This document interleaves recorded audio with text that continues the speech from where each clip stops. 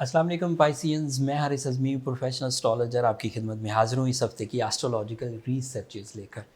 Piscean जो मैं आपसे पहले मैं 11 वीडियोज़ रिकॉर्ड करा चुका हूँ जिसमें जो प्लैनेटरी पोजीशन इस वक्त सामने आने वाली है वो मोस्टली स्टार्स के लिए डिफ़िकल्टीज़ की वजह बन रही है।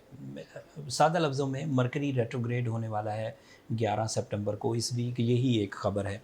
एंड मरकरी की रेट्रोग्रेशन किसी हद तक माइंड स्किल्स पर कुछ डिफ़िकल्टी पैदा करती है, बट आपके लिए मरकरी की रेट्रोग्रेशन मिनिमम डिफ़िकल्टीज़ पैदा करेगी। एक तो वो है आपके 8वें घर में, एंड मरकरी का 8th एंगल पर होना कोई बड़ी ताकतवर पोजीशन नहीं थी, और उधर ही अगर वो रेट्रोग्रेड भी हो जाए तो कोई ट्रबल नहीं करेगा। लेकिन वो आपके 4th एंगल का रिप्रेजेंटेटिव था, वो आपके 7th एंगल का रिप्रेजेंटेटिव है। जब कभी मरकरी अच्छी पोजीशन पर होता है तो आपकी ज़िंदगी में सुख आता है, सुकून आता है। वो सुख और सुकून दो तरह का आता है। एक तो वो गैजेट्स से जो सुकून आता है, जैसे अच्छी गाड़ी, ये एक सुकून है। जैसे अच्छा घर, जैसे अच्छे मोबाइल्स, मतलब ये जो गैजेट्स से सुकून आता है, हाई फाई एंड बंदा पुरसकून हो जाता है, उनमें बड़ी सहूलतें होती हैं। एक दूसरी तरह का सुकून है जो कामयाबियों से मिलता है, जो कामयाबियाँ मिलकर आप कॉन्फिडेंट होते हैं कि I am going good in my life, और उससे जो माइंड में सुकून आता है, जो दिल में सुकून आता है, उस तरह का सुकून भी मरकरी के अच्छे दौर में दाखिल होने से आता है। बट अनफॉर्चुनेटली अब मरकरी एक रेट्रोग्रेशन सीजन में है। 2022 में ये उसकी तीसरी रेट्रोग्रेशन है। ये जब भी रेट्रोग्रेड होता है तकरीबन 23 से 24 दिन के लिए रेट्रोग्रेड होता है। 11 सितंबर को रेट्रोग्रेड हुआ तो तकरीबन 2 अक्टूबर तक रेट्रोग्रेड रहेगा। और इसकी रेट्रोग्रेशन एक तो वो peace of mind and peace of heart और वो जो गैजेट्स के सुकून है उसमें ट्रबल देगी। मेरे एक्सपीरियंस में रहा कि वही गैजेट्स जो आपके लिए पुरसुकून होते हैं उनका ख़राब होना शुरू होना, this is a strange thing. इसको मैं एक्सप्लेन तो नहीं कर सकता बाई एक्सपीरियंसेस, बट ऐसा देखने को मिलता है। एंड फिर मरकरी की रेट्रोग्रेशन क्योंकि आपके 7th एंगल की भी रिप्रेजेंटेटिव है, तो उससे आपके वो रिश्ते जो बड़े प्लेजेंट चल रहे थे, आपकी वो मोहब्बत वाली कमिटमेंट्स जो बगैर किसी हेजिटेशन के अपने फ्यूचर प्लानिंग की तरफ जा रही थी, आपकी वो फैमिली वेलफेयर प्लानिंग्स जो आप अपनी फैमिली की सिक्योरिटीज़ के लिए एंड उनके सुख के लिए कर रहे थे, उसमें भी कुछ दिनों तक हिजान की कैफियत रहेगी। इस कैफियत को बहुत आसानी से रिकवर किया जाए, ये कोई डिज़ास्टर नहीं है। एंड फिर एक और मज़े की बात ये है कि you are not in a Sade Sati at the moment, क्योंकि सैटर्न रेट्रोग्रेड है, तो ये आपके लिए एक और प्लस पॉइंट बन रहा है। बाकी 11 स्टार्स के लिए सैटर्न भी रेट्रोग्रेड है और डिफ़िकल्टी पैदा कर रहा है, जुपिटर भी रेट्रोग्रेड है और डिफ़िकल्टी पैदा कर रहा है, और मरकरी भी रेट्रोग्रेड हो जाएगा और डिफ़िकल्टी पैदा करेगा। बट आपके लिए ऐसा नहीं है। आपके लिए सैटर्न की रेट्रोग्रेशन आपकी स्ट्रेंथ बन रही है, जुपिटर की रेट्रोग्रेशन कुछ डिफ़िकल्टी पैदा कर रही है, एंड मरकरी की रेट्रोग्रेशन कुछ डिफ़िकल्टी पैदा करेगी। बट अदरवाइज़ जैसे आपके लिए मार्स की पोजीशन आपके 4th एंगल की है, एंड मार्स 4th एंगल में आपके उस कंफर्ट जोन को सस्टेन करेगा जो मरकरी की रेट्रोग्रेशन से डिफ़िकल्टीज़ पैदा कर सकता है। हाउस वाइफ्स के लिए मार्स की पोजीशन घर में इत्तेफाक और बरकत की वजह बनेगी। हाउस वाइफ्स के अलावा जो ओवरसीज़ ट्रैवल करने वाले लोग हैं उनके लिए वजह बनेगी सहूलत की, उनकी ग्रोथ की। फिर सन आपके 7th एंगल पर है, सूरज 7th एंगल पर आपकी उस फील्ड को रिकवर कर देगा, वीनस आपकी उस फील्ड को रिकवर कर देगा। सूरज और वीनस दोनों ही आपके 7th एंगल पर है। जो डिफ़िकल्टी मरकरी की वजह से आपकी फैमिली वेलफेयर, आपकी मोहब्बत में पैदा हो सकती थी, वो सूरज कवर कर देगा। सो मोस्टली मरकरी की डिफ़िकल्टीज़ आपको कोई प्रॉब्लम करेगी नहीं। लेकिन इसका मतलब ये नहीं है कि मरकरी रेट्रोग्रेड ही नहीं है, मरकरी रेट्रोग्रेड तो है।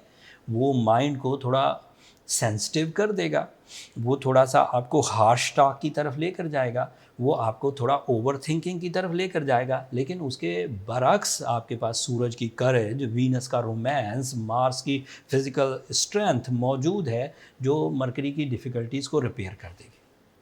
फिर भी कुछ कमी रह जाए, ऐसा लगे कि चीज़ें मेरे हाथ से निकलने का अंदेशा पैदा हो गया है, रिश्ते मेरे हाथ से फिसल रहे हैं, मेरे सक्सेस रेशो डिक्रीज़ हो रहा है, मेरा पीस ऑफ माइंड ज़ाया हो रहा है, तो सूरज शम्स पढ़िए 5 times in a day, this is effective most remedy. इसको इसके अलावा आप किसी चीज़ से कवर नहीं कर सकते कि जैसे आप बहुत गोश्त खाना शुरू कर दें तो सोचें मरकरी ठीक हो जाएगा, या आप बहुत ज़्यादा कोई कार्बोहाइड्रेट्स लेना शुरू कर दें, ये उन चीज़ों से रिजॉल्व नहीं होंगी चीज़ें। इसके लिए आपको या तो स्पिरिचुअल प्रैक्टिसेस करनी है या साइंटिफिक रेमेडीज़ की तरफ जाना है। On the behalf of scientific remedies, अगर आपने ऑलरेडी ब्लू सफ़ायर, टर्मलीन या एक्वामेरीन पहन रखा है तो that is more than enough. Blue sapphire is effective most and Surya Shams 5 times in a day is the effective most remedy as a spiritual concept. So दोनों की बाहमी तौर पर, उधर से ब्लू सफ़ायर भी पहना हो, सूर्य शम्स भी पढ़ रहे हो, ब्लैक कलर को भी अवॉइड कर रहे हो, तो मरकरी की डिफ़िकल्टीज़ आपको तंग नहीं करेंगी।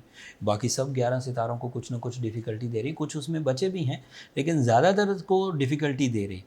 ज़्यादा बड़े रिस्क ना लीजिए, बहुत बड़ी हैवी इन्वेस्टमेंट्स इन दिनों ना करिए। अगर तालीमी सरगर्मियों में कुछ कमज़ोरी देखने को मिले तो उसे अपनी विल से, एक्स्ट्रा प्रैक्टिसेस से, ज़्यादा कंसंट्रेशन से कवर करिए। ये 20-22 दिन का एक इशू है जो कि रिजॉल्व हो जाएगा। अगले ही हफ्ते उसमें मैं ही आपको अच्छी खबरें सुना रहा हूँ। बल्कि एक अच्छी खबर, सूरज आपके लिए अगले हफ्ते आपके 8th एंगल पर आ जाएगा। इससे जो आपके मामलाते ज़िंदगी पर गहरा असर आएगा वो तफसील अगले हफ्ते बयान करूँगा।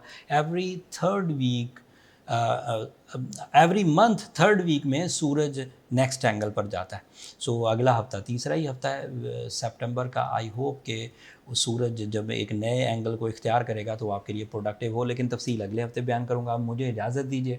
मैंने अपने टिपिकल अंदाज से मरकरी की रेट्रोग्रेशन को एक्सप्लेन कर दिया, जो पॉजिटिव प्लैनेट्स है वो भी एक्सप्लेन कर दिए। अब उन पॉजिटिव प्लैनेट्स का आपके किन किन सेक्टर्स ऑफ लाइफ पर असर होना है वो भी मैंने एक्सप्लेन कर दिया।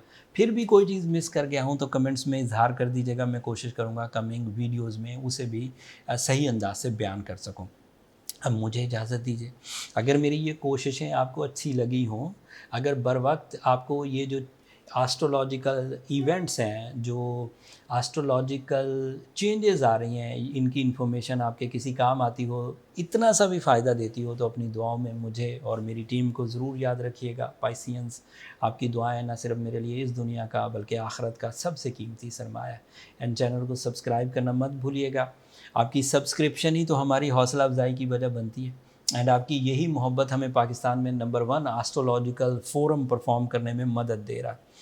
आपकी ये मोहब्बतें अगर इसी तरह सस्टेन रहीं तो हमारी तरफ से ये जो एस्ट्रोलॉजिकल रिसर्चेज़ हैं, एस्ट्रोलॉजिकल अवेयरनेस है, ये आप तक इसी तरह पहुंचती रहेगी। अगले हफ्ते तक के लिए मुझे इजाज़त दीजिए। अल्लाह ने के बाद।